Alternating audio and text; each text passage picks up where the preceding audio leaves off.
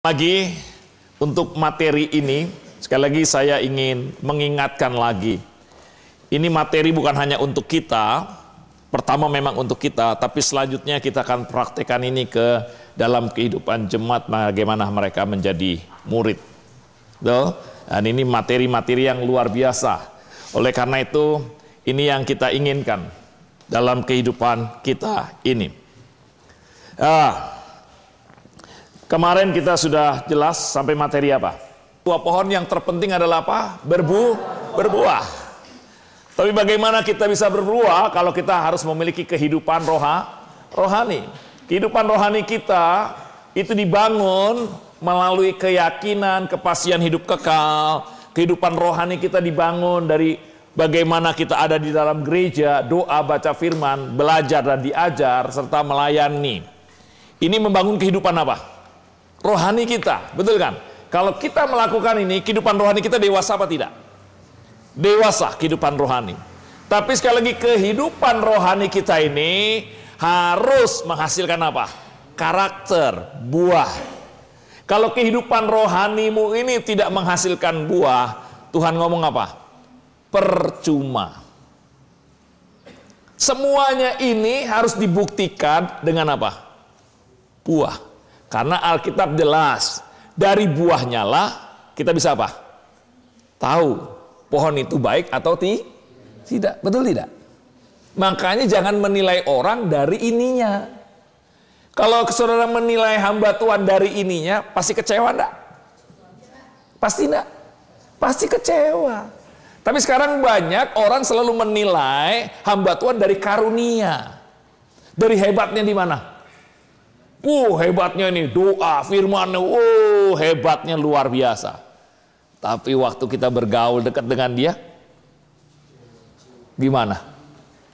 Saudara mau menilainya dari mana? Kalau saya mau menilai orang bukan dari sini. Menilai orang manakala kita bersahabat dengan dia, bergaul dengan dia. Dari karakternya bagaimana kita akan tahu. Kalau ini hanya membuat orang terkagum, ini membuat orang hanya terpikat dengan kita, tapi tidak pernah membuat orang bangga. Oleh karena itu, ini bagus, harus. Tapi harus diimbangi dengan apa? Berbuah. Buah yang pertama adalah apa? Buah-buah roh, miliki karakter. Buah-buah roh itu perpaduan antara karakter dengan kehidupan. Kehidupan rohani ini. Karakter dimulai dengan apa? Kebiasaan.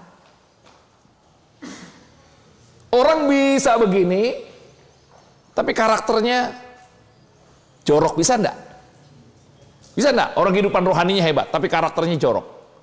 Bisa kan? Karena itu kebiasaan. Makanya kalau kehidupan rohanimu, karaktermu juga harus rohani. Dan karakter itu timbul dari kebiasaan.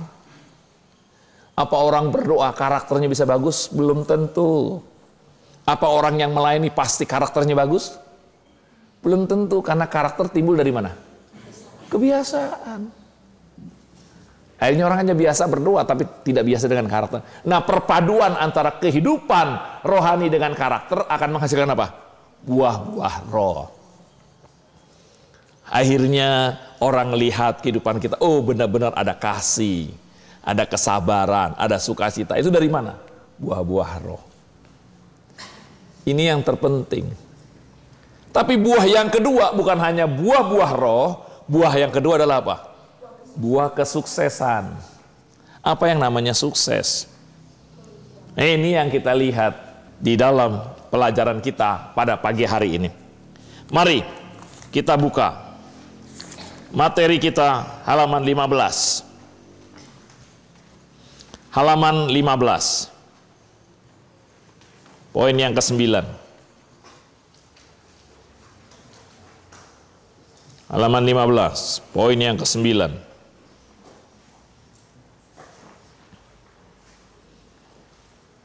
Buah-buah kesuksesan. Mari kita baca bersama-sama Mazmur 1 ayat 3. 1, 2, 3.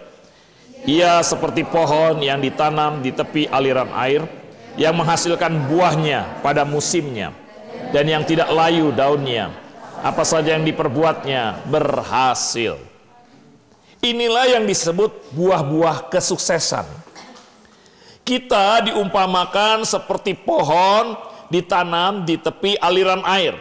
Ini bagi orang yang memiliki kehidupan rohani, yaitu yang merenungkan Taurat Tuhan siang dan malam. Kuncinya orang-orang yang memiliki kehidupan rohani. Dia bukan hanya menghasilkan karakter, tapi juga buah-buah apa? Kesuksesan. Orang yang memiliki kehidupan rohani, dia juga harus menghasilkan kesuksesan. Ia itu seperti pohon ditanam di tepi aliran air, menghasilkan buahnya pada apa? Pada musimnya. Buah di sini bukan buah-buah roh. Buah di sini bukan buah-buah jiwa.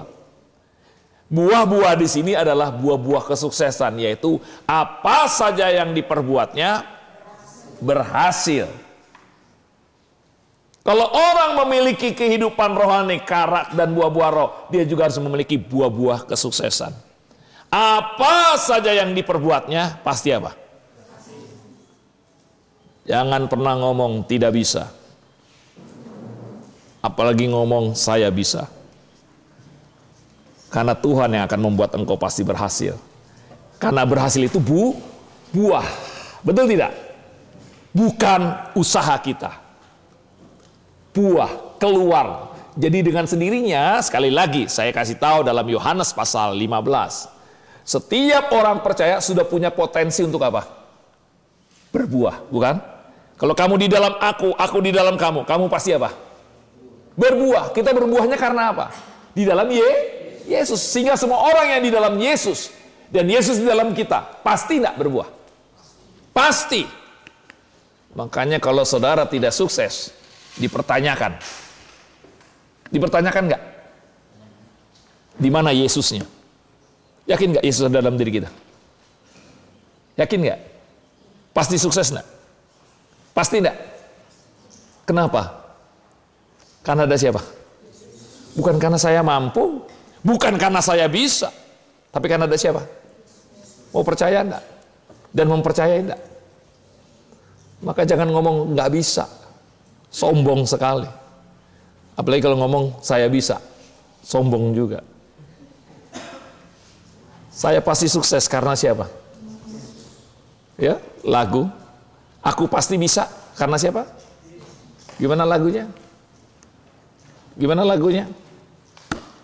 Periska? Lagunya gimana? Aku bisa gimana? Sekolah minggu? Kids? Sa. Aku bisa, betul. Karena siapa? Tuhan. Kita harus lihat bersama Tuhan, kita pasti bisa. Sukses. Nah sekarang pemahamannya. Apa sih orang yang dimaksud dengan sukses? Apa yang disebut maksud dengan sukses? Kita akan lihat buah-buah jiwa akhirnya. Yang disebut sukses apa biasanya? Menurut kalian yang disebut sukses apa? Mindset sukses, kehidupan, memiliki kehidupan yang sukses. Apa sih yang disebut mindset sukses? Mindset itu pola pikir. Seringkali orang yang berpikir yang namanya sukses apa? Menurut saudara orang yang sukses yang bagaimana? Apa? Apa? Berhasil dalam usahanya. Apa saja yang dilakukan? Betul, berhasil. Apa yang namanya berhasil? Yang dia sukses apa? Apa berhasil saja? Kalau dia berhasil tapi tidak punya uang? Seringkali kita berpikir, contohnya saja, karena kita calon hamba Tuhan dan semua hamba Tuhan. Kalau saudara lihat, yang namanya hamba Tuhan berhasil menurut saudara apa? Ayo, menurut saudara jujur saja. Menurut orang lain, jangan menurut saudara. Menurut orang lain, hamba Tuhan yang berhasil karena apa? Pendeta yang berhasil gimana? Gerejanya besar enggak? Jemaatnya banyak enggak? Punya mobil enggak? Itu berhasil kan? Jujur. Seringkali orang berpikir gitu kan? Punya kedudukan, betul kan? Pemimpin, uangnya banyak, jemaatnya apa? Itu sukses enggak? Seringkali kita berpikir sukses kayak begitu, uang banyak, wah, punya apa? Rumah, haha. Apa lagi? Wah, di posisi, betul kan? Atau menjadi wakil DPR, atau wah, punya kuasa dunia di tangan. Apakah ini sukses? Setuju? Setuju kan? Ini kan sukses kan? Iya, tapi kan ini sukses kan? Saudara mau begini enggak? Mau enggak? Mau. Kalau enggak mau rugi. Jangan di sini. Dan kita mau dan kita harus begini. Tapi pertanyaan saya, apakah itu yang dimaksud sukses? Itu maksud saya. Saya harus begini. Saya harus begini. Dan saya mau begini. Tapi pertanyaannya, apakah ini yang dimaksud sukses? Yang benar. Lihat orang dunia kalau baca-baca buku yang namanya sukses itu kaya, pinter, punya posisi. Kamu bisa, pasti sukses. Apakah ini sukses? Saya mau begini dan saya ingin begini. Saya rindu. Tapi apakah itu namanya sukses? Atau tadi ini ngomong dia bilang, oh ini sukses di dunia. Yang namanya sukses adalah apa? Wah, seringkali kita berpikir ini sukses. Kalau selalu pola pikirmu ini sukses. Lulus di Soteria, apa sudah sukses? Sukses. Nah, betul. Tapi apakah itu yang dimaksud sukses? Keliru.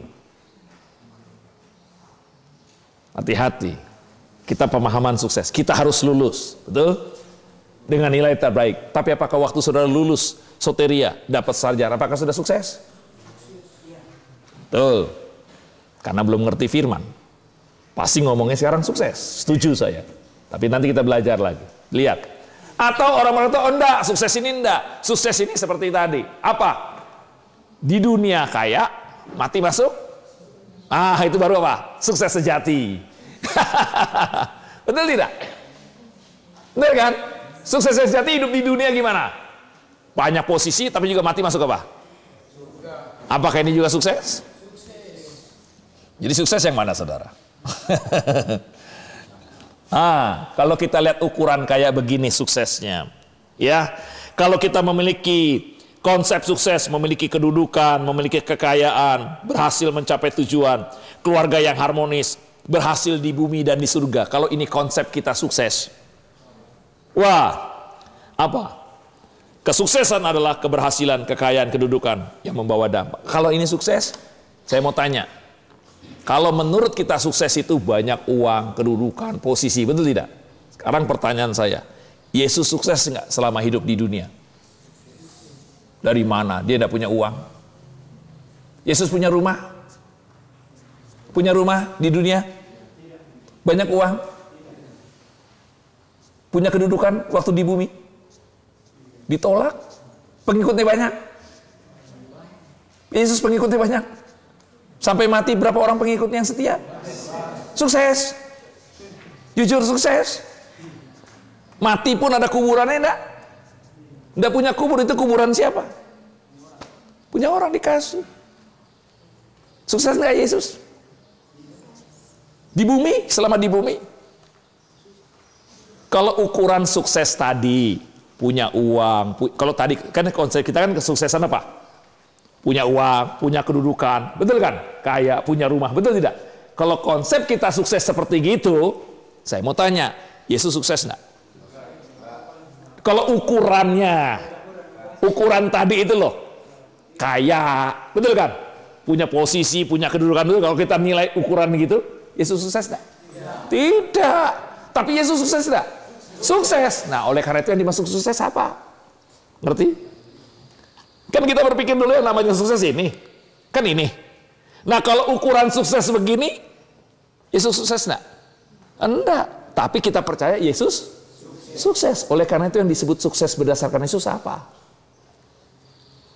Ngerti maksud saya? Makanya kalau mau punya uang apa sukses? Pendeta yang punya gedung, punya jemaat banyak sukses. Kalau ukuran begitu Yesus enggak sukses. Yesus jemaatnya berapa yang setia? Satu berkhianat, tinggal berapa? Padahal mujizatnya hebat, karakternya hebat, kurang apa? Kira-kira coba kalau Pak Guntar ngajarnya hebat, mujizatnya banyak, doanya hebat, jemaatnya 11 orang, sukses enggak? Saudara pasti ngomong, enggak, jujur, betul? Yang sukses itu kalau gerejanya apa? Besar, jemaatnya apa? Banyak, uangnya? kemana-mana naik mobil 3. Pendeta itu pasti gimana? Nah, kalau ukurannya begitu, Yesus sukses enggak? Tidak kan kalau ukurannya begitu kan? Bukan berarti kita tidak mau kaya, betul? Harus, betul tidak? Tapi apakah itu sukses? Tunggu dulu. Oleh karena itu, apa yang dimaksud dengan sukses? Berdasarkan Yesus. Paham semuanya? Paham ya? Nah, sukses berdasarkan Yesus adalah apa? Ini yang dimaksud dengan sukses berdasarkan Yesus. Ya, konsep Yesus sukses adalah apa? Yesus contohnya. Lahir di mana? Ada manusia yang lahir kandang Bethlehem? Ada manusia yang lahir di kandang? Oh, Yesus terpaksa lahir di kandang untuk membuktikan bahwa hinanya dia. Semanusia yang melarat bagaimanapun juga tidak ada yang pernah lahir di kandang. Kandangnya kandang apa? Domba. Siapa yang pernah lihat kandang domba? Wangi atau bau? Bersih atau kotor? Bau. Pasti tutup hidung semua. Mau ke sana pasti tutup hidung. Tidak mungkin ke kandang kambing, kandang babi langsung segarnya. Nikmatin dada. Pasti gimana? Nggak mungkin. Mantap. Nggak mungkin. Saudara pernah berpikir begitu? Dia lahir di kandang. Banyak mengajar. Menyembuhkan orang. Mengajar banyak orang. Membimbing anak kecil. Punya muridnya 12 berkhianat. Akhirnya apa? Mati. Apa sukses ini? Matinya tidak punya apa? Sukses. Semua murid apa? Bayangin waktu mati semua murid pada mana? Lari waktu Yesus ditangkap, betul? Akhirnya Petrus saja yang berani, tapi akhirnya apa? Menyangkal. Betul tidak? Saya bukan muridnya. Bayangin Yesus ngeliat gitu kayak gimana? Waktu Yesus ditangkap semuanya lari.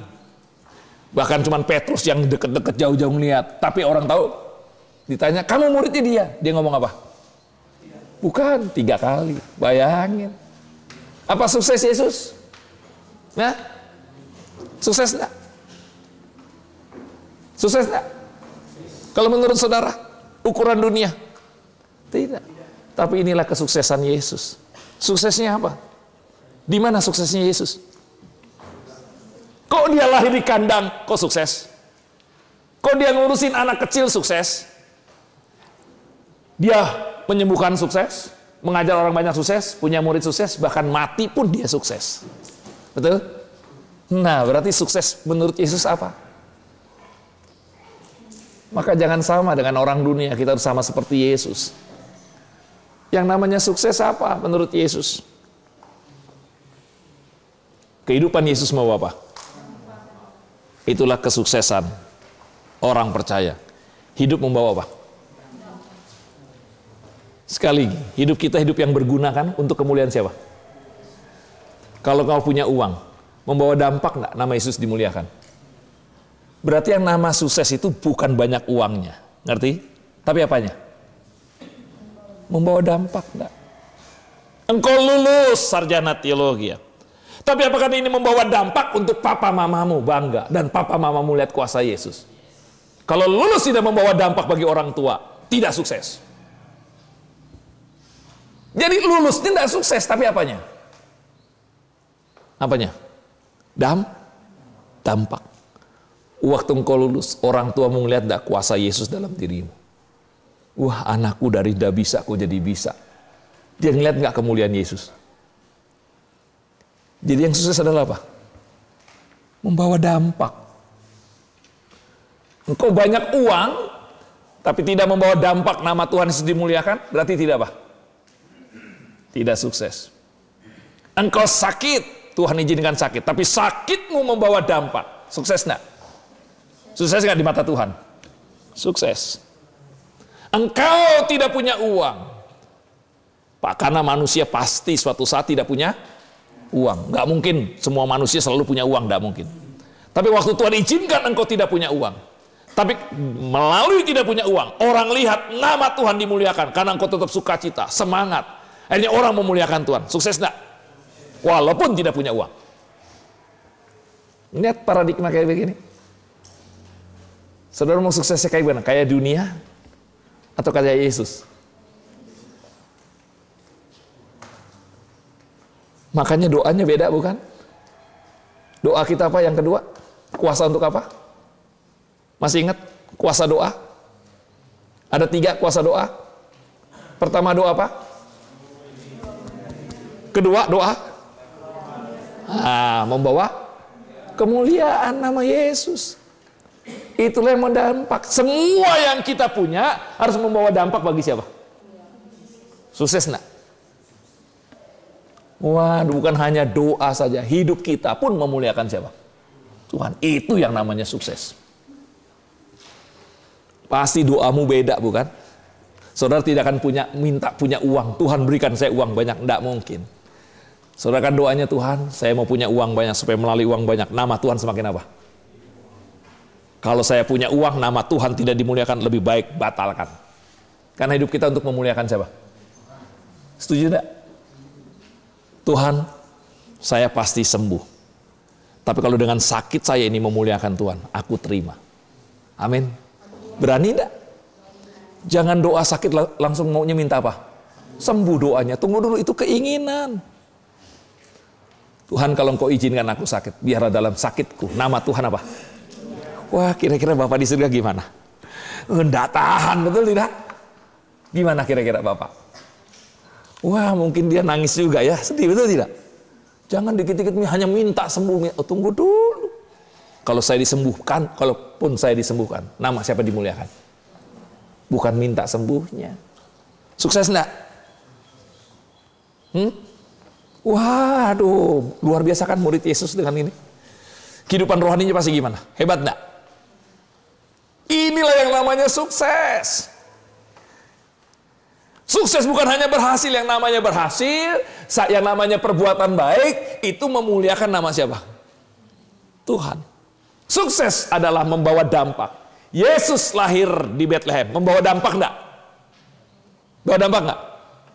Membawa dampak kepada siapa? Pertama, orang Majus. Orang kaya yang jauh sekali datang menyembah, bayangin. Membawa dampak enggak? Membawa dampak enggak? Orang raja itu, orang Majus itu raja, bangsawan, orang konglomerat. Jauh-jauh datang hanya untuk memberikan apa? Emas, kemenyan. Itu untuk apa? Untuk hidup Yesus. Untuk hidup papa mamanya Yesus di Mesir. Kami habis itu kan tinggal di Mesir kan? 3 tahun kan? Hidupnya pakai apa? Persembahan orang Majus. Lihat, membawa dampak enggak? Orang bangsawan konglomerat raja menyembah. Sukses enggak? Padahal lahirnya di mana? Saudara lahir di ruang AC saja tidak ada yang menyembah, saudara. Ini lihat, raja datang. Dampak enggak? Kedua, membawa dampak bagi siapa? Gembala.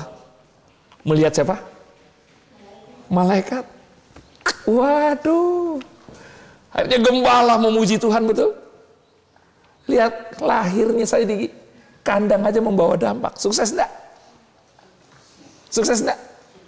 Sukses. Tapi kalau ngelihat di kandangnya, waduh, kok di kandang ya Tuhan, kok lahir di kandang ya? Bukan kebetulan, tapi situlah kesuksesan. Yesus, gembala orang Majus, membawa apa? Damai? Kelahiran Yesus membawa damai sejahtera. Yesus mati di kayu salib, membawa dampak enggak? Tapi yang namanya orang mati kan kalah. Apalagi zaman dulu, yang namanya mati di salib itu mati yang tidak terhormat. Mati orang yang gak dipandang manusia, itu kayak binatang. Jadi mati di salib itu tidak ada yang nguburin, biarin mati. Jadi kayak mati binatang, bayangin. Jadi hukuman salib itu hukuman orang yang lebih rendah dari apa? Binatang. Contohnya adalah banyak kan orang manusia nih ya, apalagi orang Jawa. Ada mati yang terhormat, ada mati baik, dan mati yang tidak baik. Masih ada enggak? Di Indonesia orang menilai, matinya enggak baik. Betul? Ada masih? Mati yang baik gimana? Biasanya orang diem. Itu kan matinya baik kan? kalau mati yang tidak baik menurut manusia lingkungan apa? Mati yang mana? Kecelakaan. Betul tidak? Yesus lebih kacau lagi matinya, bukan kecelakaan. Di mana? Yang seluruh masyarakat ngomong itu mati yang tidak terhormat, lebih rendah daripada binatang. Maka kita tidak lihat cara matinya, terserah kita mau matinya gimana. Betul tidak? Jangan lihat caranya. Kalau melihat caranya, Yesus itu tidak terhormat mati di salib. Tapi sukses enggak? Dengan kematian di salib. Waduh, saudara lihat kuasa iblis diapain? Dosa manusia ditanggung. Sukses enggak? Tapi kalau orang lihat, wah mati tabrakan, mati itu, waduh dia kena apa ini? Betul kan? Seringkali kita menilai begitu. Oh kita tidak peduli caranya mau mati gimana, terserah. Mau mati lagi senyum, lagi selfie. Terserah, betul kan? Itu kan cara, betul kan? Yang penting setiap mati saya harus memuliakan siapa? Itu yang kita mau. Hidup kita bagi Kristus, mati pun. Nah, itu semuanya untuk siapa? Kemuliaan Kristus. Lihat Yesus mati pun sukses enggak? Mungkin kalau sekarang itu mati kayak begini nih, waduh enggak bener ya kan? Kalau zaman dulu. Kita lihat. Yesus bangkit, sukses enggak? Membawa apa?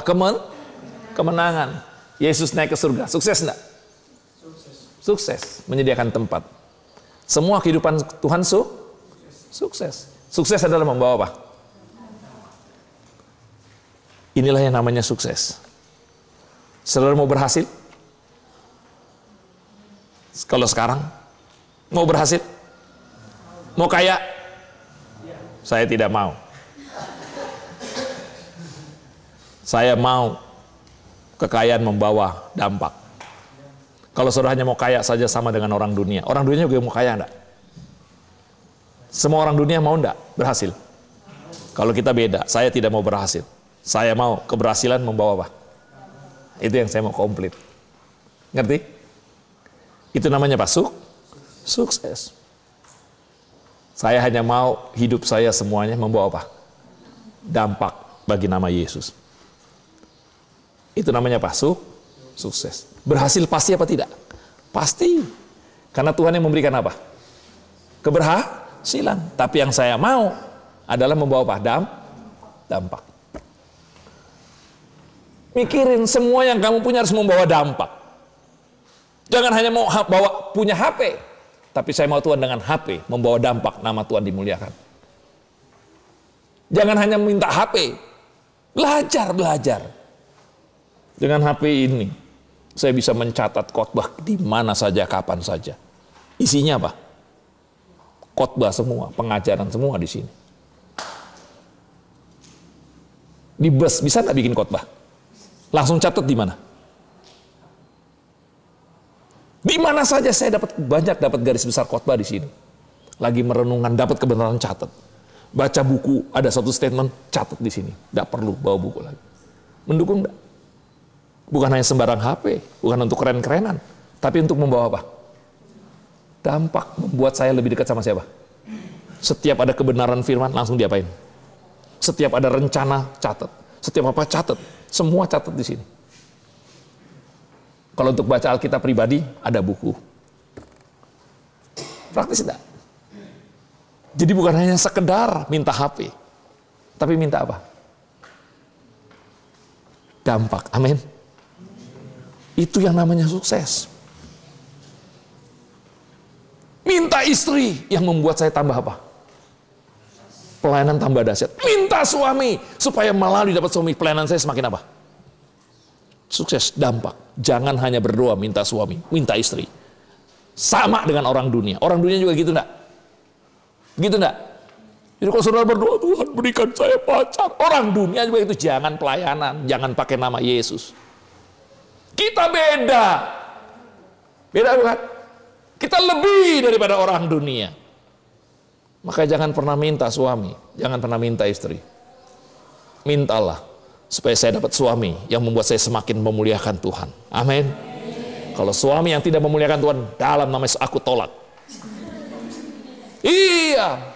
Jangan takut, tepat pada waktunya Tuhan akan kasih. Perlu diajarin nanti. Saudara berdua mau berumah tangga umur berapa? Minta sama Tuhan. Sehingga nggak dapat suami sembarangan, nggak dapat istri sembarangan. Sehingga berkeluarga, pelayanan pun tambah apa? Tambah dahsyat, tambah membawa Ayo. Ya, doanya yang benar, betul? Memuliakan Tuhan. Semuanya memuliakan apa?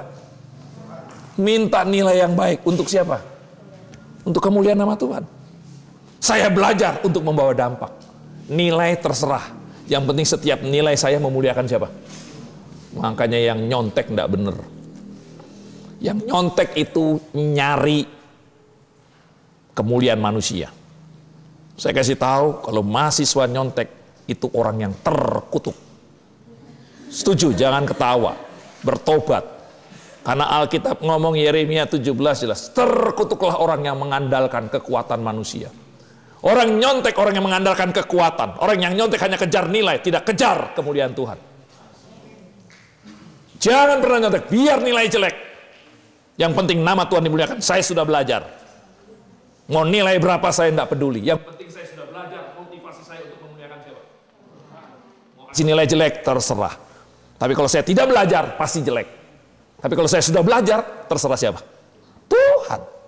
Tapi nyontek tidak benar, apalagi hamba Tuhan. Waduh, kamu nyontek, jemaatmu kayak apa? Nyontek itu mengandalkan apa?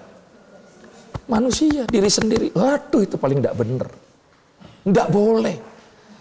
Masa kamu kejar nilai, kejar kemuliaan Tuhan atau dapat nilai? Saudara lulus STH tapi nyontek, skripsinya jiplak. Tidak memuliakan Tuhan. Itu padahal hasil karyamu yang terbaik. Bayangin hasil karya saja nyontek, mau memuliakan Tuhan gimana? Maka skripsi itu yang terbaik yang kau berikan untuk Tuhan. Kalau skripsinya saja nyontek, jiplak, enggak benar. Jangan jadi hamba Tuhan. Enggak memuliakan Tuhan. Dia hanya kejar apa? Nilai. Apa bedanya dengan orang dunia? Malah dia lebih celaka pakai nama Yesus lagi. Lebih baik jangan pakai nama Yesus. Amin. Saudara mau jadi murid Yesus? Yang membuat berhasil itu Yesus, bukan kita. Benar? Yang penting kita belajar sungguh-sungguh. Mau dosen ngasih nilai terserah. Untuk kemuliaan siapa sih? Toh kalau saya jelek untuk siapa? Yang malu siapa? Bapak kan, betul tidak? Kecuali kalau saudara tidak belajar, dapat nilai jelek, bertobat, males. Betul? Kan males kan? Betul tidak? Kalau saya sudah belajar, memang saya sudah belajar sungguh-sungguh, dan saya kerjakan. Hasilnya untuk memuliakan siapa? Kira-kira Tuhan mau memalukan? Enggak, Tuhan pasti tolong enggak? Pasti. Saya dulu begitu. Saya enggak pernah kejar nilai. Saya enggak pernah kejar nilai. Tugas saya hanya belajar. Saya belajar. Malam-malam saya belajar. Karena teologi kan banyak hafalan kan? Betul tidak? Gimana caranya? Saya baca diktat, saya ucapkan hafal, habis itu yang saya hafalin saya tulis. Maka saya selalu ke kantor minta kertas-kertas yang tidak kepake. Belakangnya saya tulis, sambil ngomong saya tulis, sambil ngomong saya tulis. Kadang-kala materinya saya bikin pertanyaan, saya jawab sendiri. Belajar, tulis. Sudah, yang penting saya belajar. Pas ujian, sudah. Saya lihat, yang saya bisa saya isi. Yang tidak bisa, ya sudah balikin. Saya keluar nomor 1. Bukan berarti selesai semua. Kadang-kala ada yang selesai semua, kadang-kala ada yang tidak bisa. Nah kalau tidak bisa mau ngapain lagi? Diam-diam akhirnya nyontek. Kalau memang tidak bisa bertobat, Tuhan ampuni saya tidak belajar ini. Tapi lihat Tuhan gak buat begitu. Lama-lama Tuhan akan tuntun. Yang kita pelajari itu yang keluar dari ujian. Karena Tuhan tidak mau dipermalukan, betul? Daripada nyontek, lebih baik saya dapat nilai 0 daripada nyontek. Yang penting saya murni dan saya akan perbaiki lagi. Minta maaf sama Tuhan, betul tidak? Belajar lagi. Tuhan tahu hati kita. Nyontek itu tidak benar. Tidak membawa dampak. Kau dapat nilai, tapi tidak membawa dampak. Apa, untuk gagah-gagahan? Tidak. Kita untuk siapa sih? Kemuliaan siapa sih? Makanya banyak orang yang lulus IP-nya bagus, sarjana teologi. Lihat, kalau di hasil nyontek pelayanannya tidak bagus. Bayangin karyanya sendiri untuk Tuhan nyontek. Aduh, gimana nanti? Amin. Saya mau semester 1, 3, 5 sebelum skripsi, tolong ya, berikan yang terbaik untuk Tuhan. Hidup membawa dampak. Itu karya yang terbaik dari Tuhan. Engkau lihat, terserah. Kadangkala saya, udah belajar sungguh-sungguh, sudah belajar. Pas waktu ujian, hilang semua, pikiran blank. Nggak bisa. Waduh, bingung saya. Apa yang terjadi nih? Jadi waktu lihat soal itu, nggak ingat sama sekali. Padahal saya sudah belajar. Aduh, saya bergumul. Doa Tuhan gimana? Tetap nggak bisa. Waduh. Saya selalu ujian tuh saya tidak mau di belakang. Saya selalu mau di depan. Untuk menjaga hal-hal yang tidak diinginkan. Karena siapapun manusia, betul kan? Kalau sudah tidak bisa gimana? Mata ngelirik-ngelirik, udah pasti itu. Jangan sok-sok rohani lah. Jangan.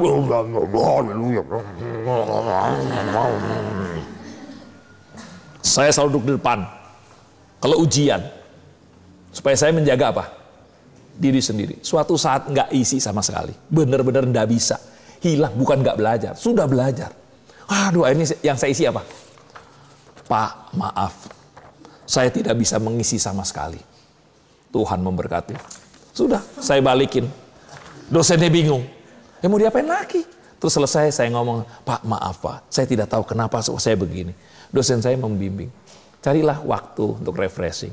Dikasih ujian ulang lagi. Ujian ulang dapat nilai A. Lebih baik jujur enggak?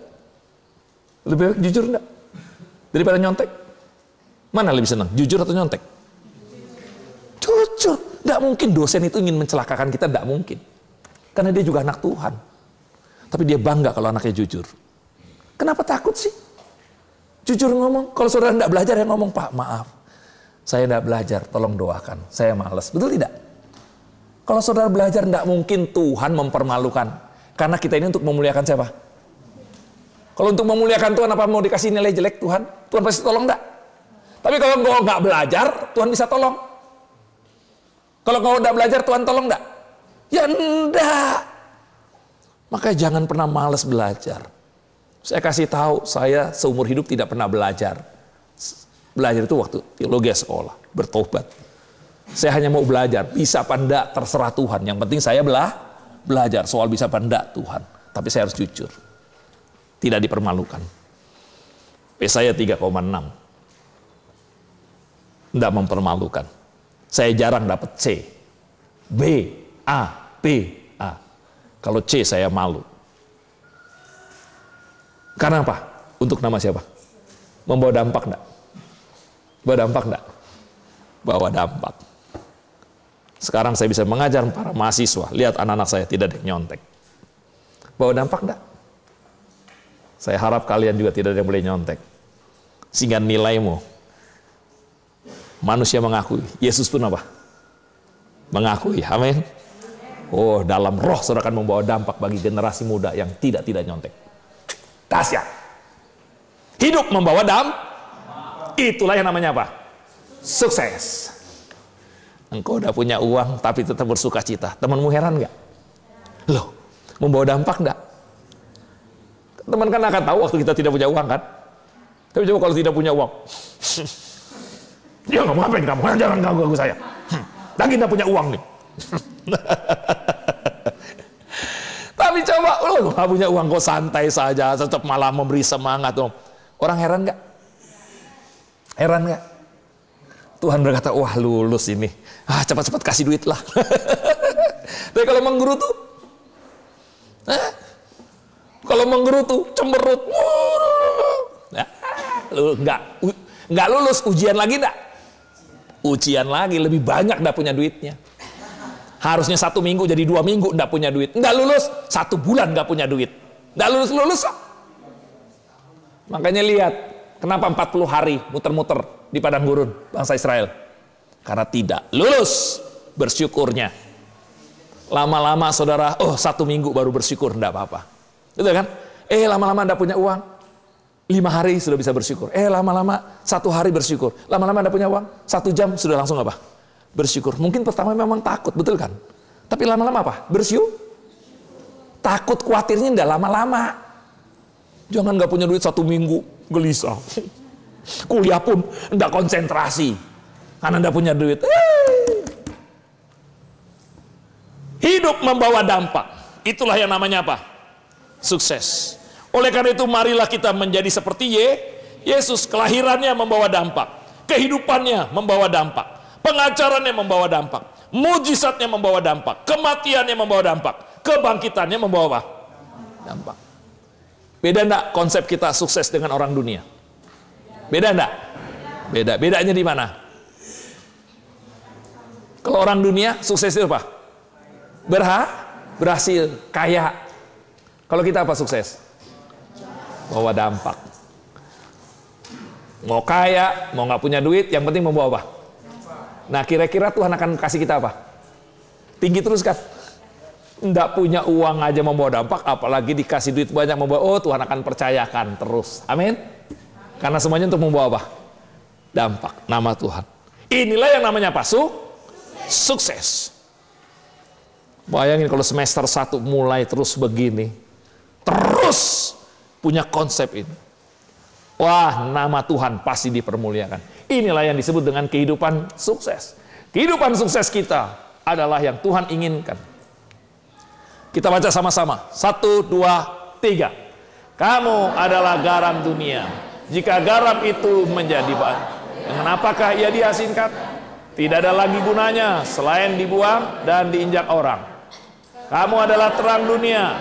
Kota yang terletak di atas gunung tidak mungkin tersembunyi. Orang tidak menyalakan pelita lalu meletakkannya di bawah gantang, melainkan di atas kaki dian, sehingga menerangi semua orang di dalam rumah itu. Demikianlah hendaknya terangmu bercahaya di depan orang, supaya mereka melihat perbuatanmu yang baik dan memuliakan Bapamu di surga. Garam dan terang itu dampak, pengaruh. Jangan khotbahkan garam itu, wah, fungsinya garam, mengasinkan, mengawetkan. Makanya orang Kristen tidak boleh banyak, seperti garam harus sedikit. Karena kalau banyak membuat orang darah tinggi. Wah, itu kasih siapa? Waktu Tuhan ngomong garam dan terang, Tuhan sedang ngomong bahwa hidup kita ini hidup yang tidak dipengaruhi, tapi hidup yang mempengaruhi orang. Enggak mungkin gelap ada terang, terang jadi gelap. Gelap jadi apa? Itu pengaruh, dampak. Di mana saja ada garam, garam selalu mempengaruhi, garam tidak dipengaruhi. Jadi Tuhan sedang ngomong hidup kita harus membawa dampak. Orang yang gelap waktu kita bergaul jadi terang, seperti Daud ketemu orang-orang yang stres di gua Adulam. Apakah tambah stres? Malah memuliakan apa? Nah, saudara membawa dampak enggak di kamar? Dengan kehadiranmu orang yang sedih jadi semangat. Itulah garam dan terang, hidup membawa apa? Dampak. Garam dan terang mempengaruhi. Hidup kita harus mempengaruhi. Itu yang namanya apa? Sukses, membawa dampak. Supaya apa? Memuliakan apa? Bapa di surga. Semuanya untuk kemuliaan siapa? Wah, hidup adalah Kristus, mati adalah keuntungan untuk memuliakan Tuhan. Sehat sakit memuliakan Tuhan. Ada duit tidak ada duit memuliakan siapa? Tuhan. Semuanya ke sana. Inilah sukses. Engkau punya karakter, engkau juga punya buah-buah kesuksesan. Wah, kalau murid Tuhan kayak beginilah yang Tuhan inginkan dalam kehidupan kita. Oleh karena itu, apa yang disebut dengan sukses? Kehidupan sukses adalah, mari kita baca sama-sama. 1, 2, mari kita baca sama-sama. 1, 2, 3.